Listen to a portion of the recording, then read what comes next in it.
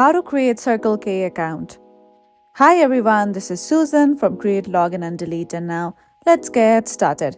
First of all, open any of your web browser or search engine, and then in the search bar, search for Circle K. Okay, here we go. Now tap on the first link that appears on top. Now we have come to the official website of Circle K. Now if you scroll down below, you can see the option of Learn More. Tap on it and then tap on the option of Sign up for free. Just wait for it while the page is loading. Now you'll come across this page where you have to enter your mobile number. And after entering your mobile number, just tap on Let's Go, and after doing this, you have to follow certain steps like enter your personal details, and then you'll be able to create your customer account on Circle K.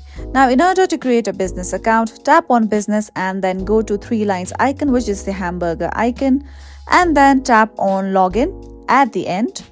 Okay, now wait for it. Now you'll come across this page. Now tap on enroll as a new user right here. Okay, now you have to enter your card number or confirmation number. If you are confused about this, just tap on the question mark icon just beside the empty field. Now you can read all the information here so that you are clear about what to fill in and how to create your account as a business person in Circle K.